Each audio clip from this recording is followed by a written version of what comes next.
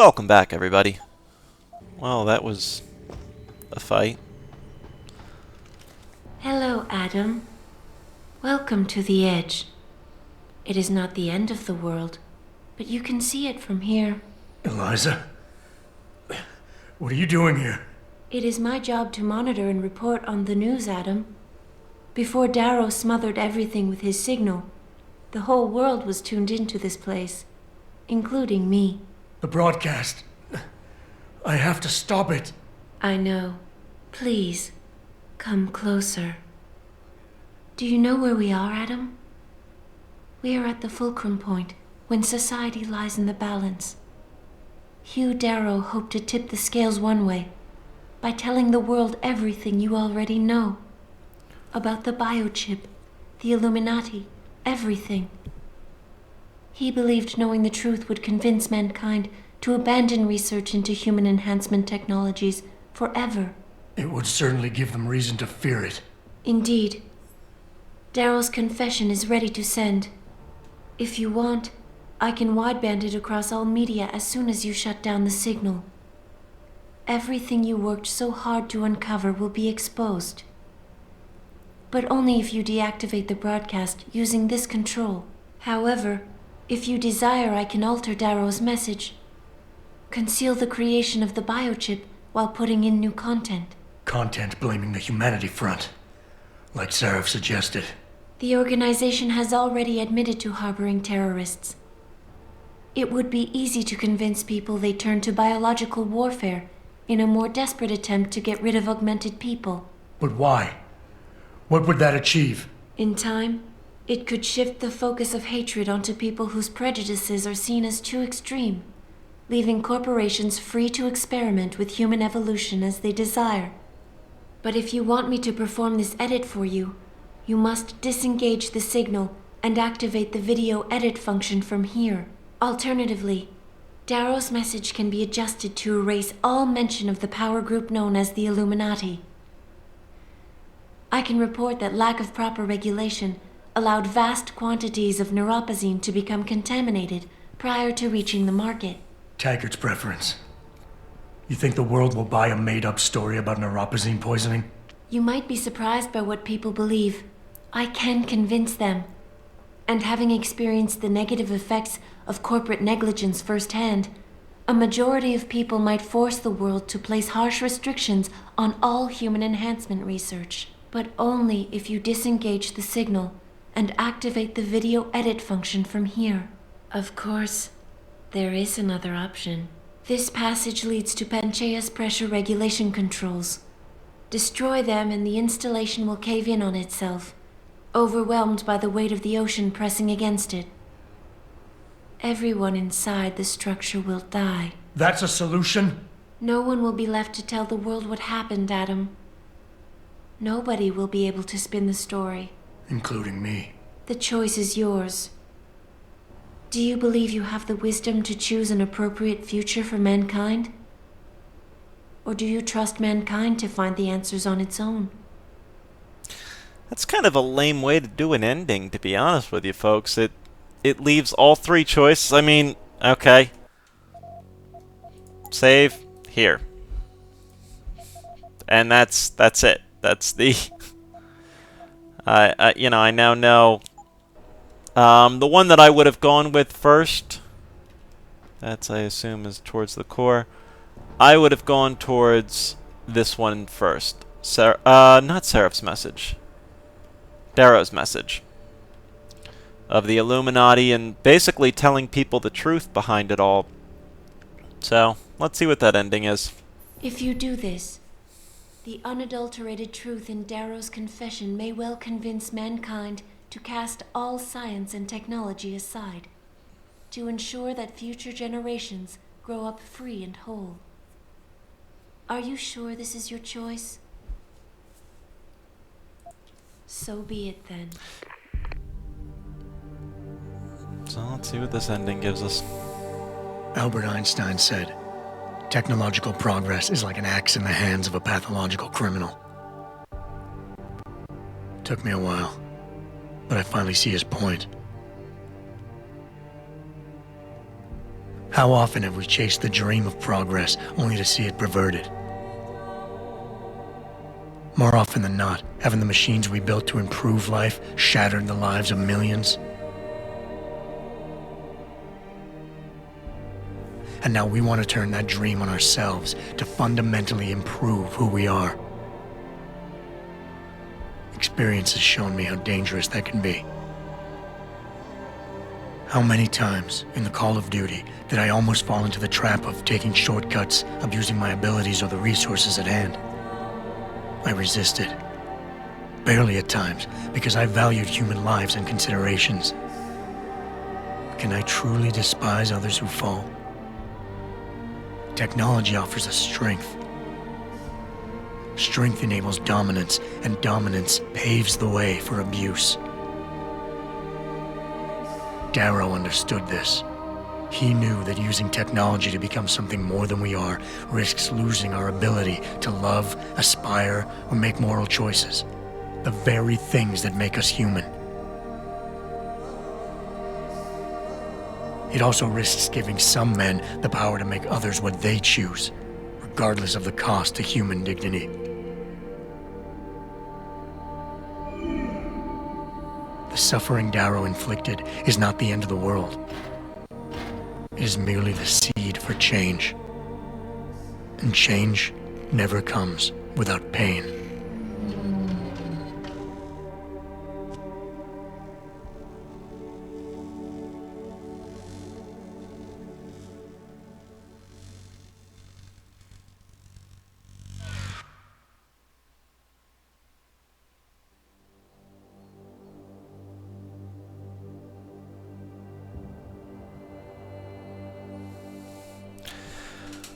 I'll put the other endings in the next video, but I figure I'll do my ending call here and my ending review, so to speak, of it.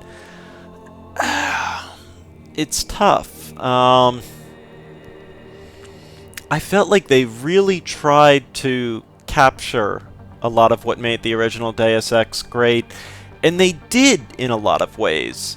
As I said, I give countless praise to the dialogue system, which is something that I think that's overlooked in a lot of games. I think a lot of people don't pay enough attention to that dialogue system. Adam constantly said what I wanted him to, or better. Stuff that, he said stuff that I wasn't even thinking, but sounded great. Where this game, I think, really fell apart was its ending. And I don't know whether it was rushed, or whether the ending just didn't mesh the way they wanted it to, but you run into a couple problems. Number one, whether it was a glitch or not with those zombie-type people, the issue was that one of the difficult parts of a first-person shooter is the shooter. I mean, these guys just kind of run at you and flail at you. Had I wanted to, it would have been fairly simple to gun them all down simply. Now, I think, had they still attacked me, I probably could have made my way through with, the Pep's gun and all of that. But I just don't feel like there was enough depth to the game at the end. I don't feel like that same fear was there of what really can make an end great. Number two, the ending itself.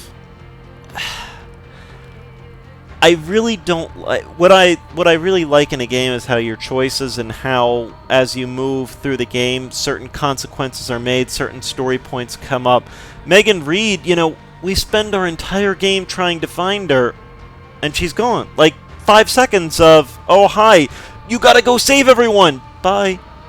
It's like, well, we just spent the entire game trying to save you, because they wanted to create this kind of like feeling of love that you have with her, and it meant nothing at the end, and I just felt that was shallow. I guess that's how I really do see the ending, as shallow. That the game itself is pretty solid. I felt the controls were pretty fluid. I would have liked to see a lot more length to it. I felt like the game was kind of short, but it is what it is. I didn't feel like I felt like there could have been a lot more to it to still make a great game.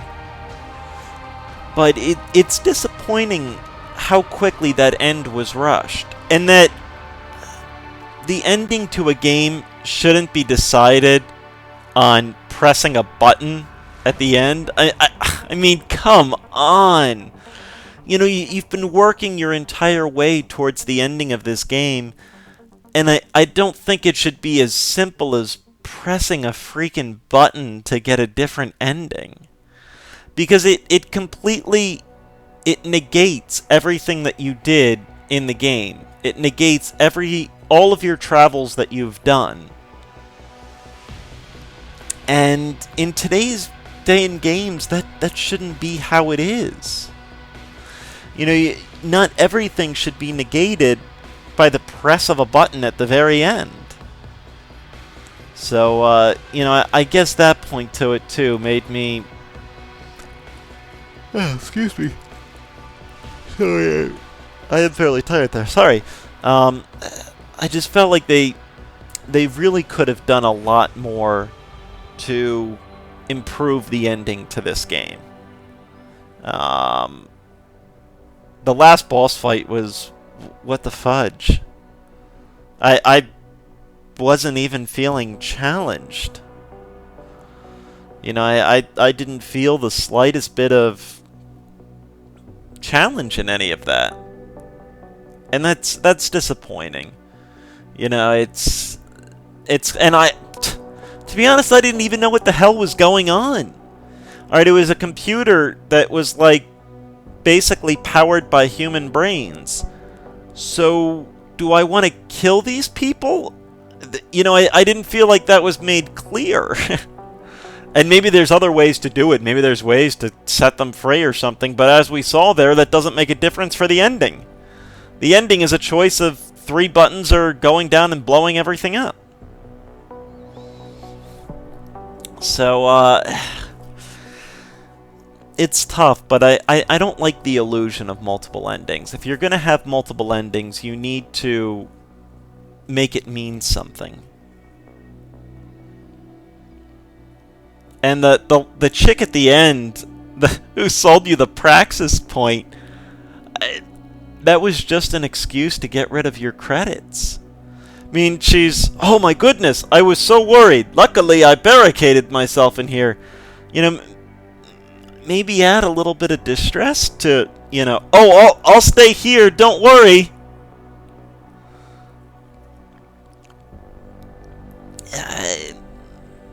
I don't know. I just felt like everything